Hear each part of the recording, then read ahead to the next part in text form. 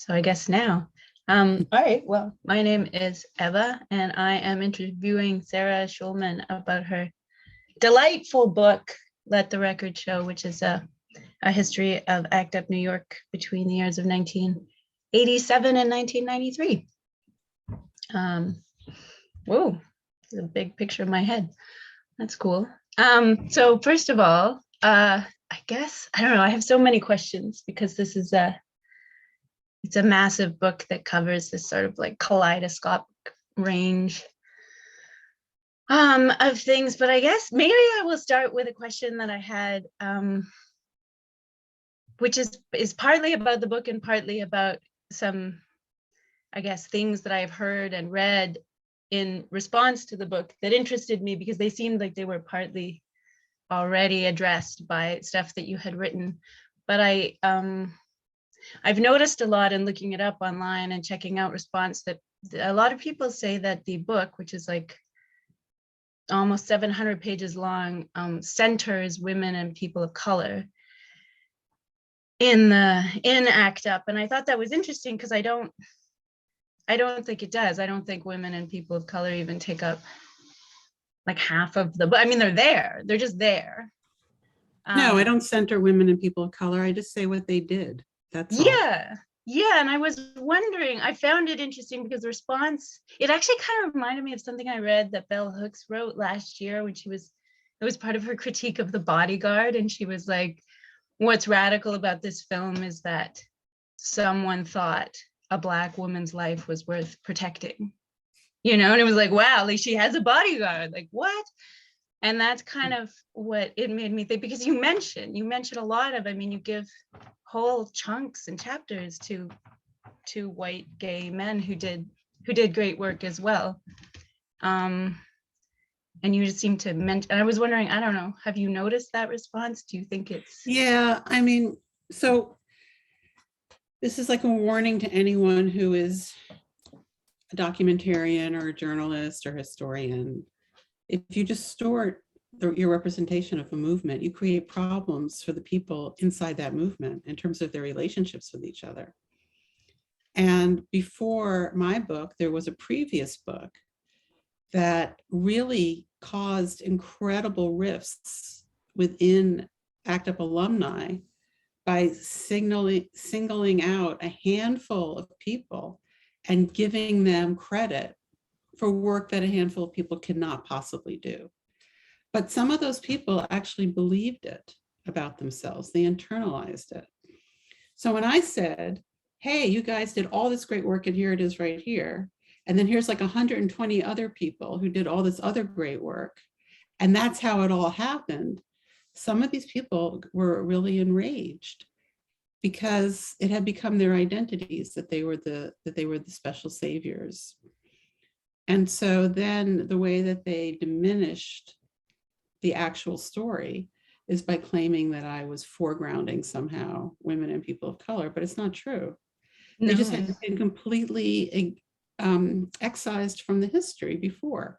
So I put them back in, but that tips the scales. So, that's what's happened. It seems to sort of mirror this idea of like, if you speak the truth, perhaps to those in power who don't want to hear it because they're causing, it's a negative truth of some kind, you're Cardinal O'Connor, you're killing us, whatever it is, that saying what is true is somehow perceived as more aggressive, perhaps, and more offensive if there's a lie that's covering things already. Yeah, but it's sad because some of these guys, this is all they have. Right, is this self-image of themselves as this John Wayne hero? Because, my generation of gay men were really brutalized around their masculinity. And then to grow up in the closet and then have AIDS, right? So everything is taken away from you. And so then they're given this thing that, no, you are John Wayne. And then Sarah comes along and says, hey, there's all these other people did all this great stuff. And then it's like the thing that you're clinging to is torn from you.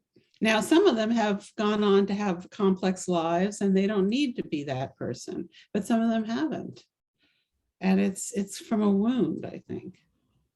Right. That's sad, but also very interesting. It seems to relate to a generally pervasive, like the idea of a hero, having a hero's journey, say like in a Hollywood film or something, this entire construction that seems to damage people fairly deeply. I noticed you're kind of like, I don't know if anybody ever says this to you, but you're kind of reminded me of Thucydides a little, you know, when he's like documenting the Peloponnesian War, because he steers away from heroes as well. He's very into events, and his art, right, that he puts forth for everybody is juxtaposing events and intentions as he sees them.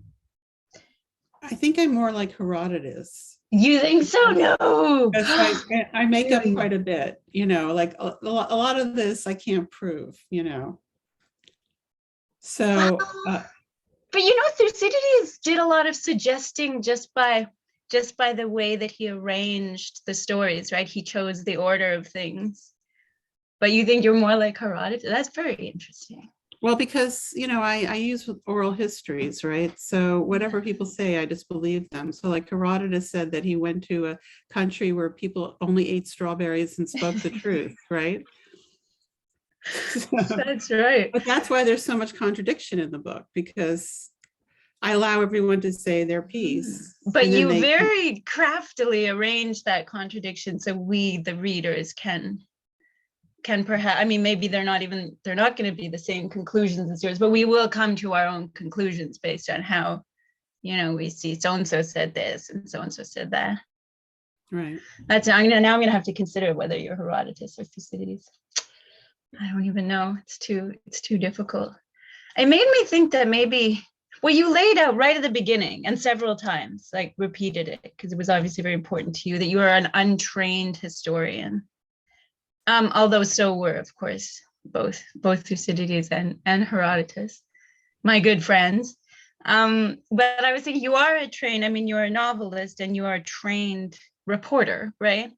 No, actually, I'm an untrained novelist and an untrained reporter. But that's training if you are the thing. Doesn't that count as training or no? Well, I have real life training, but I never was professionalized.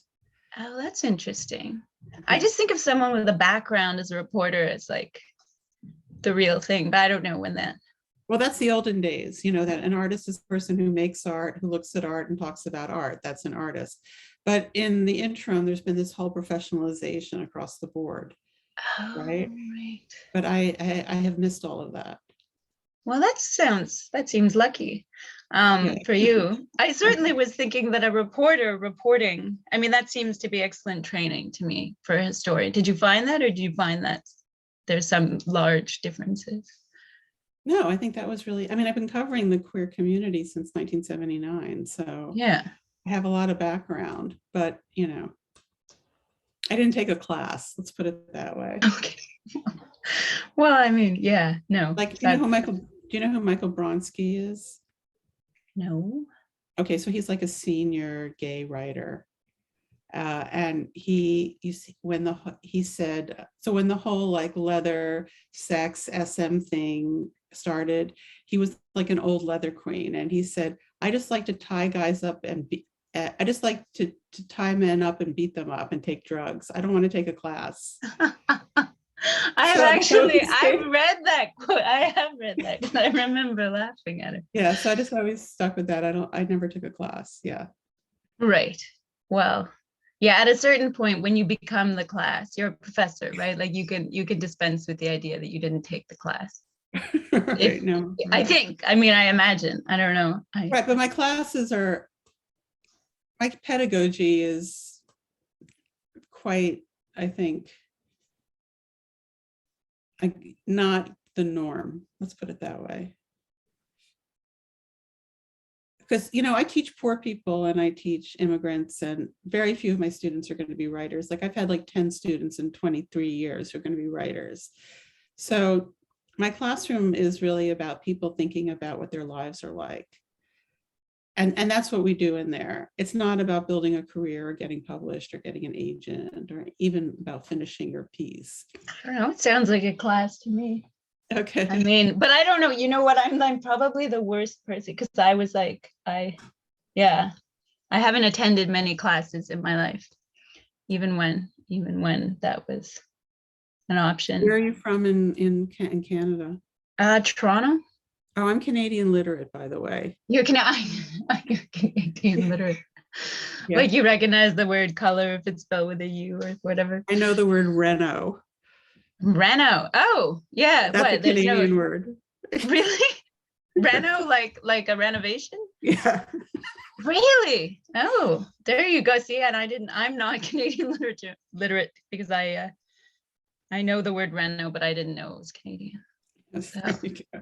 Okay. so there you go. Well, I'm thinking, so with all your, I don't know, because you say, so your classroom is informal and you're not a trained historian, but there's obviously a lot of formal invention going on, Yes. right? Like, and Oh. there's a lot of, like the organization obviously is anarchic in its structure. You say people aren't in supremacy positions to denounce others, to reject others, right? There isn't a leader, not even a hero. There isn't a designated spokesperson. There isn't any of that.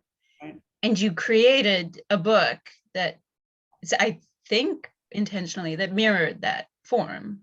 Right. Like you did that. Like you have intentional. Well, because I've always felt that form should come organically from the content. Yeah. But often it's the other way around, and that's why sometimes experimentation doesn't succeed. But fortunately, I had written a lot of books before this one, and many different kinds and lots of different formal schema, and I had a lot of craft. So I think I was able to do this when I first realized that it can't be chronological. Yeah.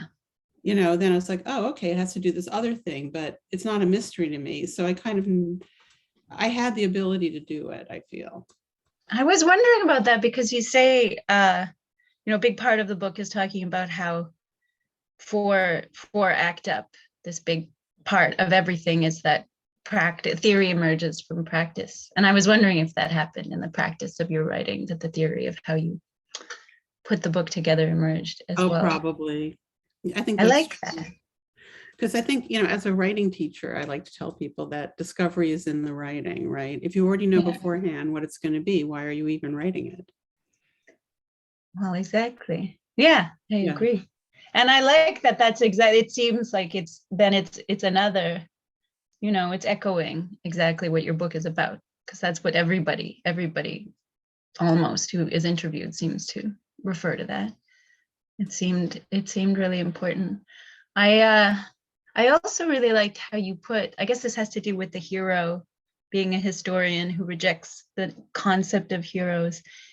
You talk a lot about ACT UP coming from something like it didn't appear in a vacuum, like it drew on like the women's rights movement, reproductive rights, civil rights movements, just like all these different things. And even like it made me think, I guess you didn't mention it, but it made me think of in that silence equals death, like slogan that's so emblematic, seems to recall Audre Lorde, that your silence will not protect you. I never put it together. That's interesting. Oh, really? Oh, wow. Yeah, I never thought of that. That's right. Because they seem to, like, I know it's not just like, hey, shout out to Audre Lorde, but it seems to, I think that was from maybe like 1977, right? It's in Sister Outsider. Yeah. He gave that speech, and it just seems, well, and even before that, if you look at like slogans from the Second World War, often you see like they'll be spray painted on walls, like collaboration equals death or mobilization equals death or something like that. Like that, it's clear that movements come out of somewhere. But I was wondering if did you experience any resistance to people, like to telling this story as a natural progression from activist movements in the past? Like, did people want it to be its own egg?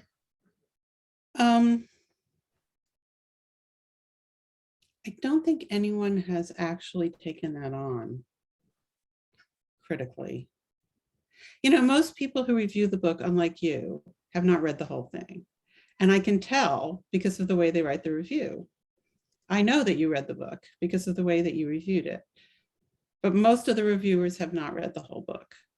So they don't take on the really big thematic questions. Oh, So, okay. so, you know, the idea that the gay movement is a discrete movement is false. But the reason people think that is because there was an autonomous gay movement that emerged, right? But people in that movement had been active in previous movements, but they had been in the closet. And the left had, and feminism had, and the civil rights movement had rejected gay people. So the gay movement was an autonomous movement by default because nobody else would have us. So it looks like it's discrete, but it's actually not. And that hasn't been addressed yet. You know, it's weird because in this book, there are so many things that need to be studied. Like there's like 100 things in this book that people should write books about. And for some reason, queer studies is very repetitive. They pick certain things and people do them over and over and over again. And these really huge questions don't get addressed. I don't, you know, so that's, so I don't think there's been a conversation about the myth of the, you know, the gay movement that came out of thin air type of thing. But then here you can by looking in ACT UP and actually naming the people who brought concrete strategies from previous movements and showing what strategies they brought and how they brought them, I can prove that. Well, yeah, and you said you've got people from like sort of the South American like liberation movements, and you had like Maxine Wolf from the feminist movement, which she says, I think she got kicked out for being a lesbian or something. There was some rupture. And yeah, she and I, yeah, from the reproductive movements, yeah. Yeah, and all these guys, I mean, there are all these different backgrounds that seem to pollinate the entire. Yeah, and that's one of the reasons that ACT UP was so successful, is that there were people from previous movements who actually understood how movements work. And then there were people who had no understanding and huge energy and openness. So that was a very important combination. But, you know, I think that there was one of the things I'm realizing looking at the reaction to the book is there's a real misunderstanding right now about what activism actually is. There's a group of people who think that negative criticism is what activism is. And that is not. Activism is creating a positive step forward. It's creating solutions and articulating absolutely reasonable and doable solutions, and then building campaigns to try to force the powers that be to accommodate those solutions. That's what it is. It's a creative, proactive, and productive endeavor. Saying mean things about people or making uninformed attacks on people does not do that. There's a confusion. People are confused. Yeah. That's a very interesting distinction. I like it put that way. Well, then that actually, you know what, I was very much wondering, and I think it's related. I'm not sure how you conceive of the word ally that comes up a lot now, like not like in the Second World War sense, you know, but like I'm an ally to the queer movement or the like Black Lives Matter or whatever, as opposed to, I suppose, active within it. But I was thinking of that within the context of, you were so clear in the book about, you know, when you were looking for a through line of what the people of ACT UP had in common, and they were so diverse, they were all over the place, just very, very different people. But you decided that they weren't bystanders. I think it was in case of emergency, they weren't bystanders. And I was wondering what you think of, like, is there a difference between being an ally and a bystander? I don't, you know, ally is a concept that is not of my time, right? It's after my time. So I don't ever use it. I know what it means, but I don't have any relationship to it. But no, a bystander is a person who allows other people to be victimized and projected onto and does not intervene, that's a bystander. Then as an ally, can you be an activist and an ally? Like as an ally, it was just making me think, because I don't really know what it means, but like is an ally an active role, or is it more passive than what you just described? I don't know. I'm not, like I said, it's not a word I ever use. Yeah, me neither, but I read it a lot. And then I was like, oh, I wonder if an ally is like a bit like a bystander, but like a positive bystander. Well, But bystander, are you Jewish, by the way? no, but I do have that association with it. This like a Holocaust. Eva, and you have dark hair. That's why I asked you. Oh, okay, yeah. So, right. No, well, sure. So, well, I was born in 1958, so 13 years after the end of the Holocaust, and my family was heavily impacted by the Holocaust. So the concept of bystander is something that I knew since I was born. Yes. Yeah. So it's very organic to my whole worldview, that you shouldn't be a bystander. Yeah. Absolutely. Yeah. And I don't know. I guess I did grow up rather obsessed with the Holocaust as an event. So I had it's probably not the same, but a similar idea, I guess, about why one might not want to be a bystander. But then I think of the word ally, and it's in that context, the official, like the capital A allies,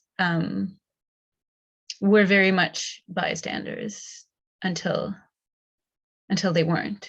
Until they got bombed at Pearl Harbor. Yeah, the American ones for sure. And even, I mean, the British ones joined but they were still pretty gung-ho about ethnic cleansing, in many other ways. So they I don't know. I guess I don't know the answer either. It's just something that you're thinking about your book and thinking about what these terms might mean. It just made me wonder what exactly is meant. Well, that's interesting. So maybe historically the Allies were a strategic relationship instead of an ethical relationship. Yeah, it seems that way. Or yeah, because it's a military relationship, an ally, right? You get together. It's at the new sort of triangulate. Okay, we both don't like that guy. And then as soon as divided Europe down the middle after they divided the spoils. Right. Which was very helpful to everyone, obviously. Okay, I have to think about that more. Oh, and I have to ask you, because even though you rejected this whole hero, whatever, this John Wayne idea, there was, there were so many people who stood out, but your story about Katrina Haslip really popped in that.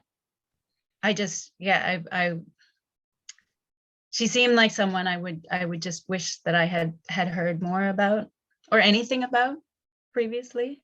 There is some footage of her. If you go to the ACT UP Oral History Project website, it's www.actuporalhistory.org. Oh yeah. There's footage of Katrina on there. I'm gonna check that out because she was such a compelling figure, and I was a little saddened to read. You had mentioned she never appears to this day on AIDS timelines of the struggle, which is also interesting, I guess. But maybe that's what the book provides, is a sort of correction that can be taken by someone else for the future, and that we hopefully expand. It would be nice. I was wondering about the use as well of, there's a lot of humor. There's a lot of humor in the book, not like you cracking jokes, but there's an account of like there it seems to be a large part of the movement. And I was wondering how important it was. Like, was that just an impression I get, or was it very? No, I mean, well, first of all, there's this really kind of New York deadpan, I hate to say it, but Woody Allen type of humor, right? which is, just like delivering in a very dry way. And it's incredibly, so scathing that it's like absolutely funny. And ACT UP had quite a bit of that. And I have that too. I have a lot of deadpan in my writing. So I'm glad that was conveyed. I mean, a lot of the ideas are really funny and fun. Well, the stuff like action tours and the Santa has HIV, all this kind of like. Yeah, well, don't forget that these were very young people. Yeah. These were people in their 20s.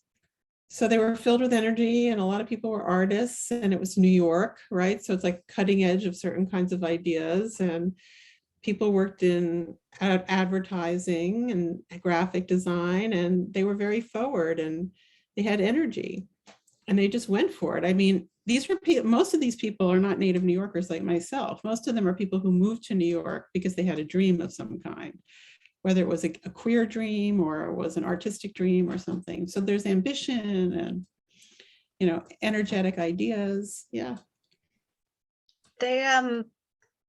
It made me think of, I read, I think it's not in your book, but maybe it's in the oral history project. Maxine Wolf says something like, she's talking about how good everything, like to your point about people having backgrounds in design and the arts and whatever. She said, yeah, everything looked really good.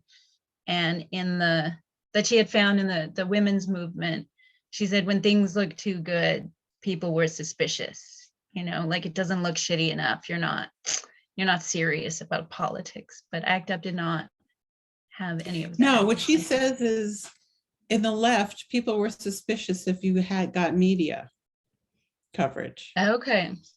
Yeah, that's what she's talking about, because there was a concern about careerism, right? But in ACT UP, people wanted to be in the media, and there was careerism, but I mean, people were dying. So if people could go for the limelight, I mean, don't forget, there's this whole like gay dream, right, about coming to New York, and and so some people got that as AIDS activists. But yeah, no, there was a wish to be in the mainstream, in the eye. It's really interesting looking at it in comparison to COVID, because COVID is a collective public experience, but AIDS was a private nightmare, and part of our job was to get it into the public. So that was a very different impetus than what Well, and it seems to be the opposite too, like in that it's a public experience, but ACT UP was, I mean, public in the way that people could be physical with each other. It's private to the community, but it's very, very striking looking at pictures in the book and like reading the book. Now that we've been, with COVID for quite some time, how often people touch each other. They're constantly touching, and they're, it's clear they're always having sex with each other, and they're all roommates, and they're this, and then they're moving around their houses. But it seems to provide, there's a lot of support there. And then everybody keeps saying, well, if I hadn't been in the room, if I hadn't felt the energy in the room, I would never have done it. And I was actually wondering what you think, if you think anything about this, like in terms of if a young person, like some 20-year-old wanted to be an activist now, what do they do about that? Like, is it necessary to have that physical contact, do you think? Oh, you mean because of COVID? Yeah, because they can't. Oh, I don't have an answer for that. I figured you didn't, but just in case. I don't think that's the obstacle. I think, 3 people can do a lot. 5 people can do an enormous amount. What you need to do is to find something that's really relevant in the world that you inhabit, in your own world, and to design a solution and find a couple of other people and do creative things to force a change in that direction. That's all you have to do. You don't have to wait for hundreds of people. Few people can do that. This is true. I mean, let's look at me and Jim Hubbard, for example. So we've been collaborators for 38 years. So in addition to like the Mix Festival and all the other stuff we did, we interviewed 188 people from ACT UP. We made a film. We created the ACT UP Oral History Project. We did the book. It's 2 people. So it's like 2 people can do a lot. Can really change it, can make materials available for large numbers of people, and can create paradigm shifts by by making everything open access that we think. That makes me wonder if you think, wait, do you think that the extreme gentrification of our cities, which is happening certainly in New York and obviously elsewhere as well, has, that's why I don't live anywhere. But do you think that has gentrified people's scope of expectation as well? Like when you're talking about changing things. Yeah, that's right. You did the gentrification. Yeah, I wrote a book about how gentrification changes the way people think. Mm-hmm. So yes, I would say homogeneity of cities is very negative for the production of new ideas. Yeah. I was also thinking about the amount of time that people seem to be devoting in the book to doing stuff for ACT UP. I feel like a young person trying to pay the rent, if they lived in Manhattan now, they would be proscribed from committing themselves to the organization because they just. I don't think that's a good argument. Okay, that's interesting. Because I mean, some of the most important social movements in history have been created by very poor people. Mm-hmm. So having a good economy is not the precursor to being effective. It's more collectivity is the precursor. Finding people to work with in a productive way. Yeah, I wonder. I mean, I think you're right.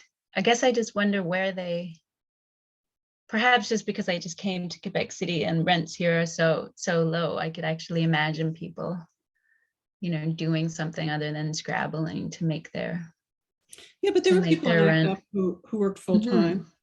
Yeah. Full-time jobs, and then they did it at night or they did it in the morning before work. It's more about commitment level. Yeah. Oh, that's interesting. I was wondering about that as well, because ACT UP had that particular goal. You talk a lot about that, having a reasonable goal. I mean, their overarching goal is to aid the AIDS crisis, but they ask for things that are very specific, and they make sure in every action has demands associated with it. So if you come to the protest, then there's something you can do. There's something you can do next. And I was reading an interview with Boots Riley. He's like a musician and a filmmaker, but he's also involved in the labor organizing movement and stuff like that. And he was saying that was his experience in the late 80s and the early 90s, is they would organize these big protests in Oakland, where he's from. But then people had nothing to do. Like if they did manage to engage people, the people wanted a next step and it wasn't there for them. Right, that's a failure of leadership. It is indeed. And it seems to be, I thought it was a good, I just hadn't thought of it before. I hadn't thought of it before I read your book, and then I read this interview, and then I very much thought of it. But can you think of a recent movement that has articulated a clear demand in the same way? Boycott, divestment, sanctions. Okay, yeah. The Palestinian Liberation Movement. I mean, when they came up with that in 2005, it was absolutely brilliant, because they're telling internationals, this is this very concrete thing we need you to do. Boycott Israeli state-sponsored institutions. And it's like an action that anyone could take. Mm-hmm. So it's very smart. That's why there's all this crackdown now, because it freaks Israelis out. So that's why there's all these anti-BDS laws and trying to close down. Yeah, there was one recently, that really crazy one I just read about, where it was like, if you are associated with a company that participates in the boycott, Yeah, in Canada and in the US and in Germany and in France, there's this huge, highly funded and highly coordinated movement against BDS because it's such a great idea. Well, we also in Canada had a really execrable prime minister for a decade who was very much liked to, like many fundamentalist Christians, he liked to position himself as a friend of Israel. which I don't know. I don't know why anybody wants a friend like that, but well, that was part of his thing. He was Yeah, very but has against. Trudeau come through on Israel? I don't think so. Oh no, but he's useless, right? We know. Yeah. Okay. He's less, the poor guy. I mean, I don't know. Yeah, poor everyone, I suppose. Yeah, he's no, he hasn't come through on anything. But I mean, I don't. That's kind of what he articulated when he was running. Like he was like, I'm not the physical embodiment of pure evil in the world. So, and then he would smile winningly. So I guess it's what one expects. I don't really know. I was wondering about, you also refer, because I was thinking about gentrification, as we were just discussing, but I was thinking as well about, you talk about marriage. I mean, I think of marriage in the way that, or the gay marriage movement as a form of gentrification as well, which it may or may not be. But I guess I'm interested in this idea that it was somehow easier to win marriage rights than to win civil rights or reproductive rights for women, or anti-discrimination legislation, like all this kind of stuff that somehow, you seem to say in the book that this, like, part of the movement lost steam getting distracted by fighting for the right to get married. Is that? I don't think I say that, but I mean, Okay. Gay people have done quite well. Gay people means gay men. Are done quite well in the American courts, and women are doing terribly, right? Women are losing everything. So that's quite interesting, because I wouldn't have predicted that necessarily. In 1973, when Roe v. Wade happened, I was in high school. And if you asked me 50 years from now, are women going to lose abortion rights while gay people are going to win all these rights? I would have said absolutely not. But that's what happened. Because apparently resisting being a mother is absolutely the most threatening thing that any individual can do. And that's where the crackdown is. Actually, in the end, they don't care if two men get married, but they do care if a woman doesn't want to be controlled. Yeah, and they do seem to care if it's like, if 3 people want to get married. That doesn't seem to be like on the table or anything. Like there seems to be a lot of, I don't know. I guess maybe 3 people never. Maybe that's I just think not the state should get out of the marriage business and leave it to religions, but that's my own view. Well, that's my view too. I think the quote that you said, it was either the very end of the book or it was right near the end. It was Cesar Carrasco, and he said, like it was sort of his conception of what activism was, but it seemed to sum up a lot of the spirit of the book. But he said, well, I don't need to marry you if you're doing good work. He meant like, I don't need to love you, we just have to work together. But maybe just because of my bias, my anti-marriage bias, I read that as like, also nobody needs to marry anyone else. I don't know. But yeah, well, that's just, I'm pretty sure that's just my own, spin on it. But I still enjoyed it, as well as the whole, I don't know. I liked what you were saying about this idea, or you seem to be saying about the concept of politeness. Like ACT UP seemed to have rejected, or large chunks of it seem to have rejected the idea that politeness was necessary. Like you have Anne Northrup saying, like, we're not here to be liked. Very hard for people to do that. It's something, Canadians especially, it's very hard for people to give up feeling appropriate. Yeah. And I liked that when that's your quote too, with the women, where it's like, if they had been expected to be appropriate, they couldn't have done what they did. That's right. A lot of injustice happens because people are afraid of being inappropriate. Well, and then they get scolded by like this Dr. Fauci, who really does not come off terribly well in the book at all, which is very interesting also. But he, once he stopped rejecting everybody's demands for justice in all these various ways, he he's kind of on board with the treatment and data guys, for the most part, guys. He like scolds the women for being rude, I guess, to him, for someone raises her voice. And he No, it's says, because he well, didn't know anything about women and they only had an hour with him. So instead of letting him talk, they just started to tell him everything that they wanted him to know. And he was insulted by that. Yeah. so he And that was after 2 anticipated years. politeness from them. Yeah. Yeah. No, because I mean, and this is true in every part of life. There are rules that are there to keep people in power. And if you're outside of those rules, that first they tell you that those rules are the reason you can't get in. And then if you break the rules, they tell you that breaking the rules is the reason you can't get in. But you can't get in either way, so you might as well break the rules. Well, yeah. Yeah, it's very interesting to see that he I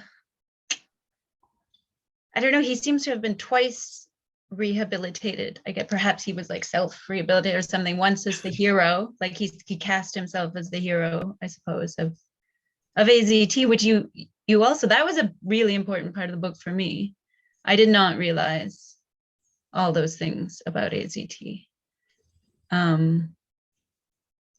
But yes, he seems, so this is like this heroic result, and then now he's the hero of COVID. How do you feel about that? Just as a, well, the good thing about Fauci is that he came around, and not everyone does. mm-hmm. And I think it's important to show that you were wrong at the beginning, and that you had to be persuaded or forced to face certain things, and then you faced them, and then you ended up siding with the people who needed the support. I think that that's a good story. Yeah. But because of John Wayne, people can't tell that story. They have to be perfect. And then if you say that, well, that's not how it was, then you're like attacking them, and then you're terrible, but it's better. Like have you seen United in Anger? You seen the movie? No, I've read about it. It seems It's to be YouTube. more. You can watch Oh, it. sorry, no, not United in Anger. Yes, of course I've totally seen United in Anger. Okay. I was thinking of the other one that I we don't talk about the other one. So yes. There's a scene in United in Anger where like there's a young me, and it's just been the Stop the Church action, and I'm completely freaked out. And I'm like, it was terrible, but I was wrong. And the film goes on to show that I was wrong, but Jim decided to show me being wrong, because that's one of the things that we're trying to do here is to model the fact that people make mistakes. If you can't make mistakes, you're never going to be able to do anything. Yeah, of course. Yeah, and you also list in the book like so many people are trying everything in terms of treatments, like this stuff you put on your toast, these lipids, and like all this. Yeah.